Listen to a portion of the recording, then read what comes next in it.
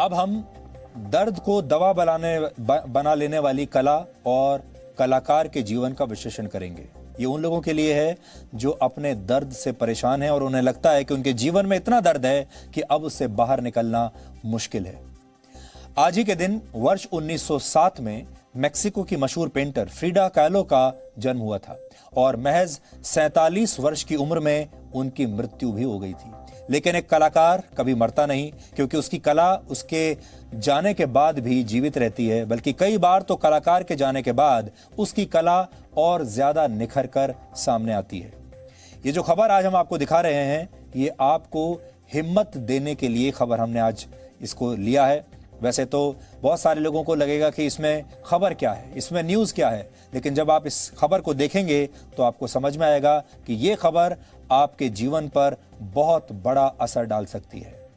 जन्म कब होगा और मृत्यु कब आएगी, ये हम में से किसी को नहीं पता, हम तय भी नहीं कर सकते, लेकिन जीवन कैसे जीना है ये हम जरूर तय कर सकते हैं, ये हमारे हाथ में है। फ्रिडा कालो का जीवन इसी दर्शन की जीती जागती पेंटिंग जैसी है। कहते हैं जब आप अपने काम को और अपनी कला को बहुत पसंद करते हैं तो आप स्वयं वो कला बन जाते हैं, यानी फिर आपको आपके पैशन से कोई अलग नहीं कर सकता, आपके जोश से आपको कोई जुदा नहीं कर सकता। फ्रिडा कालो का जीवन भी कुछ ऐसा ही था। फ्रिडा कालो को बचपन में ही पोलियो की बीमारी हो गई थी, जिसकी वजह से उनका एक पैर छोटा रह गया और इस शारीरिक कमी की वजह से स्कूल में उन्हें बुली किया जाता था, उन्हें परेशान किया जाता था। लेकिन उनके सपने तब भी ना तो परेशान हुए, ना पराजित हुए और ना ही वो विचलित हुए। वो डॉक्टर बनने के लिए अपने सपने की तरफ आगे बढ़ रही थी, डॉक्टर बनना चाहती थी। अचानक 18 साल की उम्र में उनके साथ एक दुर्घटना हुई। एक कार ने उनकी बस को टक्कर मार दी और बस की हैंड रेल उनके शरीर को भेदती हुई निकल गई। उनकी कमर यानी बैकबोन 3 जगह से टूट गई और कॉलर बोन पर भी बहुत गहरी चोट आई। उनका जो पैर पोलियो की वजह से छोटा रह गया था, वो पैर भी टूट गया। इस दौरान किसी ने उनके शरीर में धंसी हुई हैंड रेल को बाहर निकालने की कोशिश की और ऐसा बताया जाता है कि इस दौरान उनकी हड्डियों के टूटने का जो शोर पैदा हुआ था, वो आसपास गुजरने वाले वाहनों के शोर से भी ज्यादा था। इसके बाद 1 महीने तक अस्पताल में उनका इलाज चला और उन्हें लंबे समय तक फिर बिस्तर पर ही आराम करने की सलाह दी गई, यानी वो बिस्तर से उठ नहीं सकती थी। उनके शरीर के साथ ही उनका डॉक्टर बनने का सपना भी हमेशा के लिए टूट गया। लेकिन बिस्तर पर लेटे लेटे ही फ्रिडा कालो ने पेंटिंग में अपना हाथ आजमाने का फैसला किया और फिर जो हुआ वो उनकी पेंटिंग्स के रूप में आज भी इतिहास में दर्ज है। इस दौरान फ्रिडा का इलाज चलता रहा और वो लंबे समय तक, वर्षों तक बिस्तर पर ही रहीं, उठ नहीं सकती थी। लेकिन चित्रकला ने उन्हें वो पंख दे दिए जिनके सहारे उनके सपने उड़ान भरने लगे, क्योंकि अब उन्हें चलने के लिए पैर नहीं चाहिए थे, अब उन्हें पंख मिल चुके थे। अब वो पैदल नहीं चलना चाहती थी, अब वो उड़ना चाहती थी। फ्रिडा ज्यादातर खुद की पेंटिंग्स बनाया करती थी, यानी अपने ही पेंटिंग्स बनाती थी, अपने ही चेहरे को इस्तेमाल करती थी और इसे सेल्फ पोर्ट्रेट भी कहा जाता है। ये पेंटिंग्स उनके ही जीवन की कहानी थी, यानी अपने ही जीवन की कहानी पेंटिंग्स में उतारती थी और इन पेंटिंग्स में वो मेक्सिको की संस्कृति के प्रतीक चिन्हों का भी इस्तेमाल किया करती थी। उनकी सबसे मशहूर पेंटिंग इस समय आपकी स्क्रीन पर है और इस पेंटिंग का शीर्षक है self portrait with thorn necklace and humming bird. इसमें उनके गले में कांटों का एक हार है और इस हार के साथ ही एक मृत पंछी पेंडेंट की तरह लटका हुआ है। सिर के ऊपर कुछ तितलियां मंडरा रही हैं और उनके एक कंधे पर एक काली बिल्ली और दूसरे कंधे पर एक बंदर है। वैसे तो किसी पेंटिंग में छिपे संदेश को समझना आसान नहीं होता, लेकिन इस पेंटिंग के बारे में एक मशहूर परिभाषा यह है कि फ्रिडा कालो इसके जरिए अपने पति के साथ अपने टूटते रिश्तों को बयान कर रही थी। गले में पड़ा कांटों का हार उनकी तकलीफों को बताता है और काली बिल्ली दुर्भाग्य का संकेत है। बंदर उनके गले में पड़े कांटों का हार खींच रहा है, जिससे उनके शरीर से खून निकलने लगता है। कहा जाता है कि ऐसा ही एक जंगली बंदर फ्रिडा के पति ने एक बार उन्हें तोहफे में दिया था। उनके पीछे मंडराती तितलियां और घना जंगल ये बताता है कि बाहर से जीवन हरा भरा दिखाई देता है, लेकिन इच्छाओं का जंगल कई बार दम घोंटने लगता है। फ्रिडा के साथ जो दुर्घटना हुई उसने उनकी रीढ़ की हड्डी को सबसे ज्यादा चोट पहुंचाई थी अपने इस दर्द को बयान करने के लिए भी फ्रीडा ने एक पेंटिंग बनाई और इस पेंटिंग को नाम दिया द ब्रोकन कॉलम। इस पेंटिंग में स्टील का एक कॉलम उनके शरीर के बीच से गुजर रहा है। कहा जाता है कि इस पेंटिंग के जरिए वो शरीर में लगी अपनी चोटों और असहनीय दर्द को बयां कर रही थी। फ्रीडा की 30 से ज्यादा सर्जरीज हुई थी। सोचिए, 30 सर्जरीज से ज्यादा उनकी हुई, लेकिन उनकी चोट कभी भी पूरी तरह से ठीक नहीं हो पाई, वो कभी फिट नहीं हो पाई।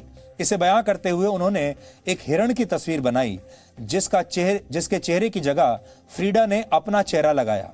इस हिरण के शरीर में 9 तीर लगे हुए हैं और हिरण के शरीर से खून बह रहा है। कहते हैं उन्होंने अपनी सफल सर्जरीज को इस पेंटिंग के जरिए बयां किया था। उनकी जो असफल सर्जरीज थी, जो सर्जरीज उन्होंने कराई और वो असफल रही, वो दिखाने के लिए, वो दर्शाने के लिए उन्होंने ये पेंटिंग बनाई थी। इसके अलावा उनकी एक और मशहूर पेंटिंग इस समय आपकी स्क्रीन पर है। इस पेंटिंग का नाम है द टू फ्रीडाज। इसमें फ्रीडा ने अपनी ही 2 छवियां बनाई हैं। इस पेंटिंग में दोनों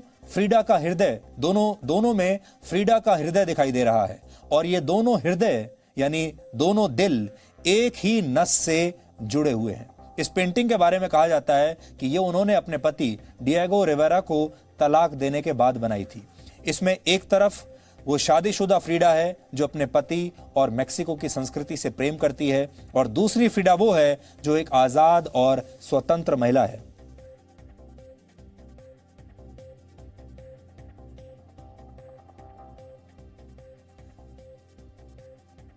हम सबके अंदर भी कई बार ऐसे ही 2 पर्सनैलिटीज या 2 व्यक्तित्व होते हैं और उनमें टकराव होता है। एक वो जो सीमाओं से बंधा रहता है, एक वो व्यक्तित्व होता है जिम्मेदारियों के बोझ से दबा रहता है, लेकिन हमारे अंदर का दूसरा व्यक्तित्व आजाद होना चाहता है, उन्मुक्त होना चाहता है, फ्री होना चाहता है, जबकि दोनों व्यक्तित्व की डोर एक ही आत्मा से बंधी होती हैं। ये तस्वीर आपको वही बताती है। फ्रीडा कालो की पेंटिंग्स पहली नजर में बहुत दर्द भरी लगती हैं, लेकिन यह मत समझिए कि हम आपको डिप्रेशन में डालने की कोशिश कर रहे हैं। जो लोग जीवन को समझते हैं वो सबसे पहले अपने दर्द का विश्लेषण करते हैं और फिर खुशियों के कैनवस पर अपनी आत्मा को उकेरते हैं। फ्रीडा भी यही कर रही थी। वो उस जमाने में भी एक बहुत सशक्त और स्वतंत्र महिला थी और उन्होंने कभी समाज की किसी भी पाबंदी की परवाह नहीं की। उनके पति उनसे उम्र में बड़े थे और वो भी एक बहुत मशहूर कलाकार थे, लेकिन डिएगो रिवेरा के साथ उनका रिश्ता उतार चढ़ाव भरा रहा। पहले तो फ्रीडा ने उन्हें तलाक दिया, लेकिन बाद में फिर से उन्हीं से विवाह भी कर लिया। लेकिन फ्रीडा के जीवन से सीखने वाली जो जरूरी बात है आपके लिए वो ये कि उन्होंने इतनी परेशानियों के बाद भी कभी हार नहीं मानी और अपने अकेलेपन और अपनी तकलीफों को हमेशा अपनी ताकत में बदल दिया। कहते हैं आप जितना दर्द सहते हैं आपका व्यक्तित्व उतना ही निखरता है, उतना ही विशाल बनता है। आपकी आत्मा पर चोट के निशान ही आपके चरित्र को मजबूत और महान बनाते हैं। मशहूर सूफी संत और कवि रूमी कहते थे कि आपको मिला दर्द और जख्म ही वो जगह है जहां से रोशनी आपके अंदर प्रवेश करती है। रूमी ने जो कहा उसे फ्रीडा ने अपनी पेंटिंग्स के जरिए चरितार्थ करके दिखाया और अपने जीवन के आखिरी दिनों में संक्रमण की वजह से फ्रीडा का एक पैर डॉक्टरों को काटना पड़ा था, लेकिन फ्रीडा कहती थी कि उन्हें पैरों की जरूरत नहीं क्योंकि उनके पास उड़ने के लिए पंख हैं। वो ये भी कहती थी कि उनके दुख हमेशा उन्हें डुबोने की कोशिश करते हैं, लेकिन उन्होंने तैरना सीख लिया है। फ्रीडा कहती थी कि वो खुद के साथ सबसे ज्यादा समय बिताती हैं, इसलिए उनका प्रिय विषय वो स्वयं है और इसीलिए वो अपने स्वयं की पेंटिंग्स बनाती हैं।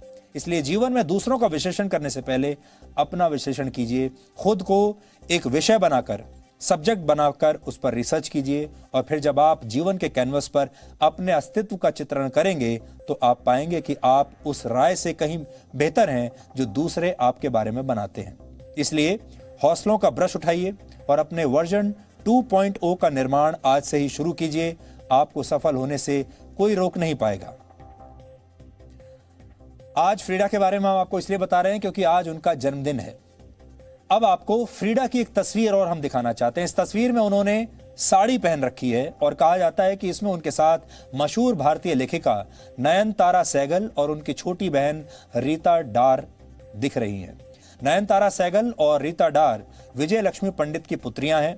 विजय लक्ष्मी पंडित सोवियत रूस में भारत की पहली राजदूत थीं और विजय लक्ष्मी पंडित भारत के पहले प्रधानमंत्री जवाहरलाल नेहरू की बहन थी। कहा जाता है कि नयनतारा सहगल की फ्रीडा kahlo से यह मुलाकात वर्ष 1947 में फ्रीडा के घर पर हुई थी। नीले रंग का यह घर फ्रीडा का पारिवारिक घर था और 1958 में इसे फ्रीडा की याद में एक म्यूजियम बना दिया गया।